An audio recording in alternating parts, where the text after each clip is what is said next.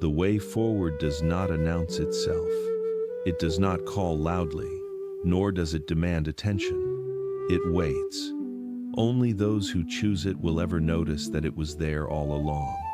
If you wish to walk where noise loses its authority, step forward now.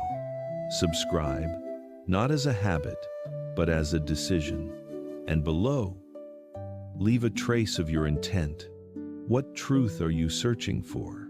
What inner chaos are you ready to lay down? Every word you leave is not a comment. It is a stone placed carefully on your own road. This is not a story meant to entertain. It is a passage, and passages change those who walk through them. The manuscript of stillness. Long before memory learned to record names, before bells echoed for the last time through the mountain corridors, there was said to exist a single manuscript. It was not celebrated. It was not copied. It was not taught. It survived because it was forgotten. The scroll was found beneath the remains of a fallen altar, sealed inside a clay vessel hardened by centuries of frost and dust. No seal marked ownership. No signature claimed authorship. Only silence guarded it. The paper carried the faint scent of cedar smoke and age. When unrolled, it made a sound so soft it felt more like breath than motion. At the top of the parchment, there was no title, only a symbol, a circle, drawn in one unbroken motion. Inside it, a single sentence: "He who masters silence, masters himself." What followed was not a tale of heroes or victories. It was a descent, a quiet descent inward. Each passage described not events, but thresholds. Places where sound gives way to understanding, where identity thins, and where truth no longer needs explanation. This is the path recorded in that forgotten scroll. Chapter 1. The sound of the mind. Before a person ever encounters silence, they imagine it incorrectly. They believe silence is emptiness, an absence of sound, a void. They are mistaken. Silence is not empty. It is full, too full for language. It exists beneath the skin, like a deep current beneath calm water. When the novice first sits in stillness, the outer world fades gently, but what rises within is anything but peaceful. Thoughts surge. Old arguments replay themselves without invitation. Regrets knock louder than memories. Desires demand attention like impatient children. The mind becomes a crowded marketplace. The novice stares at the paper wall ahead of him, and within its grain he begins to see shapes, faces he thought he had forgotten, paths he wishes he had not taken, words spoken long ago that still echo. This is the first law of the path. Before the world can grow quiet, you must hear how loud you are inside. Peace is not the absence of sound. Peace is authority over it. A master once told his student, "Silence is not the muting of the ears. It is the ending of the urge to respond." Thus, the journey does not begin with calm. It begins with chaos revealed. Chapter 2. The Gate of Withdrawal. By the 5th day of seclusion, the novice feels pain where words once lived. His tongue strains to form sound. His throat tightens as if resisting its own captivity. In sleep, he dreams of laughter, of conversation, of hearing his own name spoken aloud. The master observes him quietly and asks, "Do you miss the world, or do you miss hearing yourself reflected by it?" This is the second gate. Withdrawal is not abandonment of people or responsibility. It is withdrawal from the addiction to constant expression. Most people speak not to communicate, but to confirm their existence. They fear that without sound, they will disappear.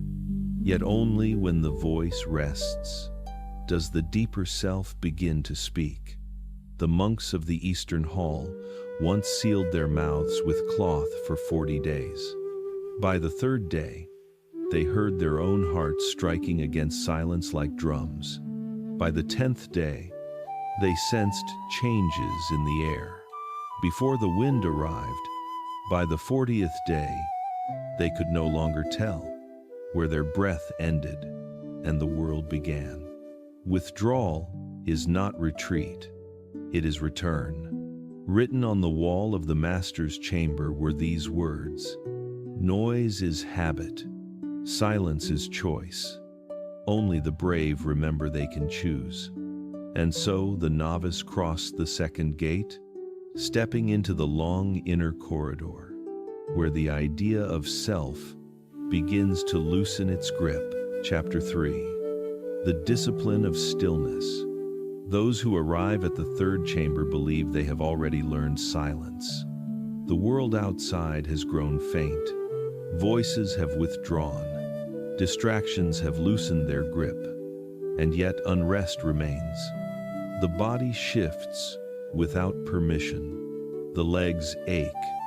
The skin itches as if silence itself were irritating it. The breath grows impatient, searching for something to follow. This is the mistake of the early seeker. Silence is not achieved when noise ends. It is tested when restlessness survives. Thus begins the discipline of stillness. Ancient records tell of a master who sat unmoving through 7 winters. Snow gathered upon his roof until the hut disappeared into the mountain itself. Travelers passed by, believing it, a stone shrine abandoned to time. Only when the thaw arrived did they see his eyes still open, his frame thin as reeds, his gaze clear as first light. When asked how he endured such immobility, the master replied, "I did not endure stillness. Stillness endured me." To master silence, one must meet the rebellion of the body, the hunger disguised as boredom, the discomfort mistaken for danger, the endless negotiation between flesh and will. Each sensation is not an obstacle. It is an invitation to surrender. True stillness is not rigidity. It is ease so complete that even motion becomes quiet. A master once placed a cup of water in his student's hands and said, "Hold it until it becomes calm." The student waited for the wind to stop. It never did. Only when his breathing slowed did the surface settle on its own. The master nodded. When the world outside reflects the calm within, you have learned the first obedience of silence. Discipline, then, is not control. It is non-interference. It is the art of no longer disturbing what already knows how to be still. Chapter 4. The Mirror of the Voice. In the 4th chamber stands a mirror darkened by smoke and years. The monks call it the listener's face. Those who stand before it after long silence feel unsettled. Their mouths remain closed. Their eyes ask questions that words cannot satisfy. Once, a novice named E knelt before the master, desperate. "I have seen visions in the dark," he said. "My silence burns. Allow me to speak." The master said nothing. He only gestured toward the mirror. "Speak here." A turned to his reflection and released everything he had been holding: his doubts, his fears, his longing to be seen and understood. With every word, his breath fogged the glass. His image wavered and blurred. He wiped the surface clear, but the fog returned again and again. Finally, Exhausted, he whispered, "I cannot see myself." The master answered softly, "Then rest your tongue. The voice that hides you is not your enemy. It is your shadow. Until speech settles, truth cannot sharpen." From that day, Ai took a vow of silence. He bowed instead of speaking, and his bowed head became his language. Years later, when he stood again before the mirror, it reflected not his face, but the room, the lantern, the dust in the air, the mountain wind beyond the walls. He had become transparent, and silence had taught him how to see. Chapter 5. The Storm and the Bell. Even those who walk in silence are not spared the storm. One night, the sky fractured above the monastery. Lightning split the cedar trees, and fire climbed their bark like living gold. Wind tore through the prayer halls. Scrolls were ripped from walls, vows scattered like leaves. The novices ran. To save relics, to save wood and cloth, to save what could still be named. All except one. He remained seated. As flames advanced and smoke thickened the air, he did not move. When the master later found him, ash on his robe and soot in his hair, he asked only one question. "Were you afraid?" The monk answered, without opening his eyes, "The storm outside cannot hear my fear. Only the storm within can burn me." This is the fifth lesson of silence. The world will always roar. Thunder does not ask permission. Loss does not wait for readiness. Chaos does not knock, but only the untrained echo the storm. When thunder rolls through the valley, the monks of the high temple ring their bell, not to challenge the sky, not to answer noise with noise, but to remind the heart that harmony can exist inside destruction. Each strike of the bell is intentional, measured, steady, as if saying to the heavens, "We, too, can make thunder, but ours brings peace." So it is with emotion. Anger, fear, and desire are not enemies to be crushed. Forced silence becomes a cage. Instead, these forces must be refined, like lightning guided into bronze, like chaos shaped into resonance. Silence, when practiced fully, becomes alchemy. It does not erase what is wild. It transforms it into wisdom. The master once taught, "When fire arrives, do not hide your calm. Let the fire see it and bow." Chapter 6. The Listener's Path. There is a saying carved into the stone of the Hollow Wind Temple. Silence has two faces. One listens. One speaks. After years of restraint, the monks discover that silence is not emptiness. It is listening made complete. They hear the weight of dawn before light breaks. They hear bamboo surrender beneath snow. They hear the slow chant of blood moving through their own bodies. In this depth of listening, time loosens its shape. Moments stretch, edges dissolve. Breath forgets where it ends, and where the world begins.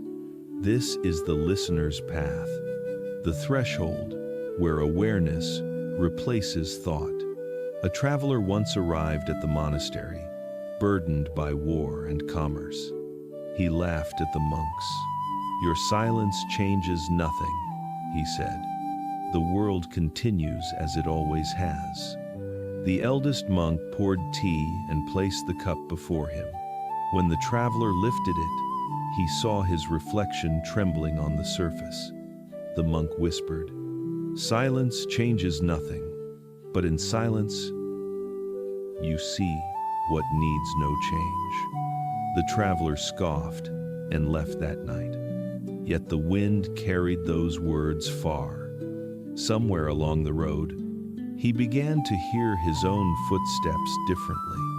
Each step became a drumbeat he had ignored his entire life. He slowed, then stopped, and for the first time in years, the war within him grew quiet. This is the listener's way. To truly hear truth is to be altered by it, even when the tongue remains still. Chapter 7. The Second Silence. The elders taught that silence is not singular. There are two silences. The first is built by effort, sound withdrawn, speech restrained, movement disciplined. It can be learned through practice, through patience, through will. The second cannot be built. It arrives only when the builder disappears. The first silence belongs to the seeker. The second begins when seeking ends. When the master grew old, he stopped teaching. He no longer corrected posture. He no longer answered questions. Each morning, he sat beneath the pine tree, eyes open, hands resting on his knees, as if listening to something no one else could hear. The younger monks waited for instruction. None came. One dawn, as fog rolled slowly through the valley, a disciple stepped forward and asked, "Master, what remains after silence?" "Ma, Master, Ma, Master, Master, Master, Master, Master, Master, Master, Master, Master, Master." The old monk did not speak. He lifted his hand and pointed toward the mist. No bird sang, no wind stirred. Yet within that stillness, the disciple felt something vast. Not a sound, but the unmistakable sense of being heard. Not by a person, by existence itself. In that moment, understanding arose without thought. The second silence is not created, it is recognized. It is the world finally speaking, without words. Epilogue. The dangerous gift. The final lines of the recovered manuscript are blurred by time and moisture. Yet enough remains to issue a warning. Silence is a blade. In untrained hands, it wounds. In disciplined hands, it heals. Those who walked this path were changed in ways that unsettled others. Their eyes carried a calm that disturbed the ambitious. Their presence made noise feel unnecessary. Their words were few, but when they spoke, rooms grew still, as if mountains leaned closer to listen. Villagers whispered that they were ghosts. Children followed them in awe. Kings avoided their gaze, for true silence reflects truth, and few can endure seeing themselves clearly. The scroll ends as it began, a circle, drawn in one breath. Beneath it, a final inscription written in smaller hand. He who walks this path will lose his voice, only to discover that the world has been speaking through him all along. This is the dangerous art, not to silence the world, but to become the silence within it.